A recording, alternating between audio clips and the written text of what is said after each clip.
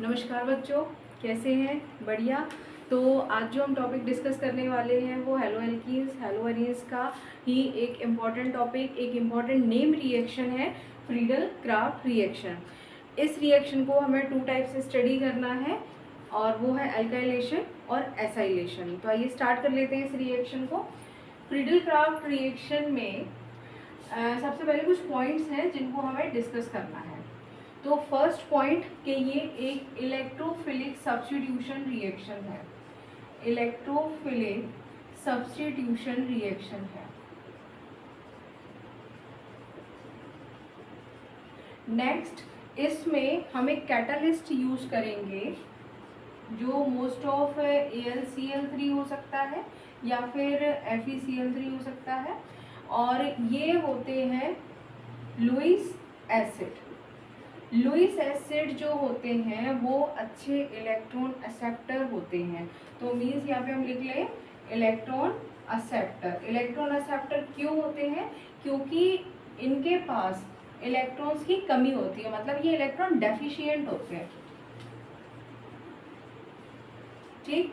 Next point, यहाँ पे आपको ये जो रिएक्शन है वो 2 टाइप से पढ़नी होगी, एल्काइलेशन एंड एसाइलेशन। एल्काइलेशन के लिए हमारे पास कोई भी एल्काइल ग्रुप हैलोजन से जुड़ा होगा, और एसाइलेशन में हमारे पास जो R ग्रुप है वो COCl एसाइल ग्रुप से ऐड होगा। ठीक है।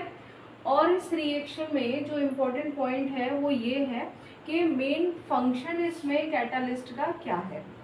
पहला तो पूछा जाता है कि कैटालिस्ट क्या यूज हो रहा है, तो पूरा है AlCl3 FeCl3। अब कैटालिस्ट का फंक्शन क्या है? कैटालिस्ट का जो फंक्शन होता है, मेन फंक्शन होता है उसका इलेक्ट्रोफाइल जनरेट कराना। तो यहाँ पे लिख लेंगे इलेक्ट्रोफाइल जनरेट कराना इसका फंक्शन है। ठीक है, ये पॉइंट्स आपको याद रखने हैं। अब हम इसकी रिएक्शन को देखेंगे कि रिएक्शन ये किस तरीके से करता है, क्या क्या इसमें प्रोडक्ट फॉर्म होते हैं। तो फर्स्ट यहाँ पे जो हमें डिस्कस करना है, तो फर्स्ट हम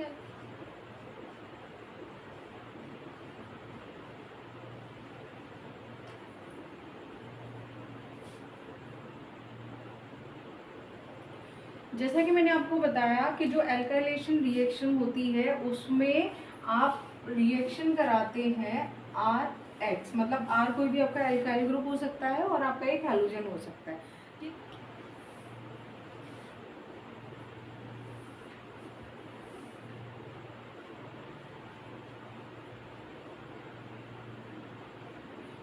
मैंने यहाँ पे बेंजीन ले लिया है। बेंजीन की रिएक्शन में मिथाइल ब्रोमाइड से करा रही हूँ, और किसकी प्रेजेंस में? एनहाइड्रस AlCl3, जो कि क्या है? एक लुईस एसिड है, अच्छा इलेक्ट्रॉन एक्सेप्टर है। क्यों है एक्सेप्टर? क्योंकि ये इलेक्ट्रॉन डेफिशिएंट है।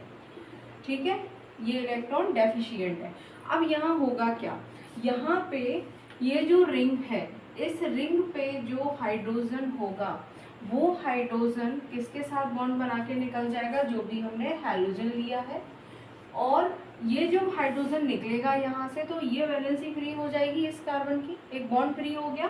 तो इस बॉन्ड पे कौन अटैक करेगा? यहाँ पे CH3।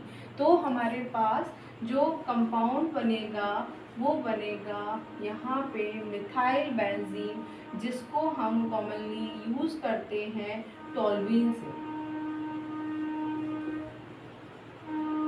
ठीक है, कॉमन नेम इसका याद रखिएगा, कॉमन नेम से ही क्वेश्चन ज़्यादा पुट किए जाते हैं। इस रिएक्शन में जो है इसकी मैकेनिज्म देखनी होगी, क्योंकि अगर हम मैकेनिज्म नहीं समझेंगे तो हमें AlCl3 का फंक्शन समझ नहीं आएगा। मैं यहाँ पे आपको एल्काइलेशन का मैकेनिज्म दिखा देती हूँ। एसाइलेशन जो है वो बिल्कुल सिमिलर है। अब हम देख रहे हैं इसकी मैकेनिज्म। तो मैकेनिज्म में सबसे पहले हम देख रहे हैं कि हमने यहाँ पे एक कैटालिस्ट यूज किया था, विच इज लुईस एसिड, एक अच्छा इलेक्ट्रॉन एक्सेप्टर। ठीक है, अब ये क्या करेगा? जो भी आपका एल्काइल हैलाइड दिया है, ठीक है, सपोज मैंने यहाँ पे Cl लिया है, Cl ले लेती हूँ मैं। ठीक है, CH3Cl। कोई भी हेलोजन ले सकते हैं आप, X की जगह Cl ले लिया, Br ले लिया, मोस्ट ऑफ इन दोनों से ही हमें रिएक्शन करानी है।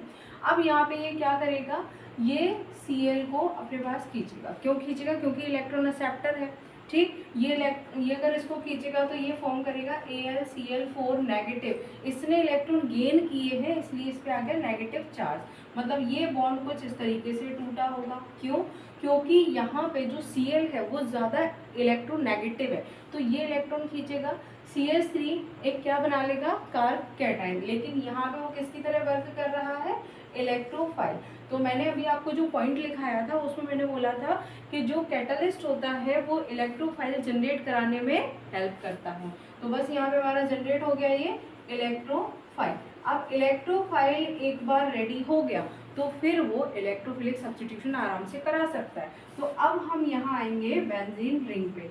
आपको पता है बेंजीन रिंग में अल्टरनेट डबल बॉन्ड्स होते हैं जिनमें पाई इलेक्ट्रॉन्स में रेजोनेंस वहाँ चलता रहता है, डीलोकलाइजेशन होता है। और जब ये डीलोकलाइजेशन होता है तो इस तरीके से इलेक्ट्रॉन डेंसिटी किसी एक केस पे बढ़ती है और किसी एक केस पे घट जाती है, मतलब एक कार्बन पे बढ़ेगी एक पे घटती जाएगी, इस तरीके से होता जाएगा। अब यहाँ नेगेटिव और यहाँ पॉजिटिव आया और इसी तरीके से वो पूरा रेजोनेंस रिंग में चल रहा है। मैं आपको एक कार्बन का बता रही, जैसे ही ये नेगेटिव चार्ज यहाँ आया तो ये जो इलेक्ट्रोफाइल है इस पर अटैक करेगा, ठीक है। मतलब ये जो CH3 पॉजिटिव है ये इस कार्बन पे अटैक करेगा और हमारे पास क्या फॉर्म हो जाएगा, यहाँ पे ये CH3। अब आपने देखा कि इस वाले कार्बन पे अभी भी पॉजिटिव चार्ज है। पॉजिटिव चार्ज, नेगेटिव चार्ज कुछ भी अगर स्पीसीज पे होता है तो उसका मीन्स है कि वो अभी अनस्टेबल है।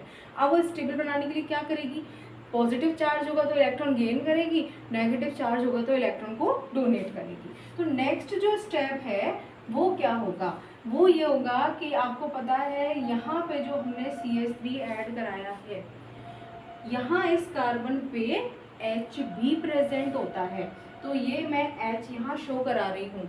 अब ये जो H है यहाँ से अपने इलेक्ट्रॉन इस कार्बन को डोनेट करके और यहाँ से रिलीज हो जाता है।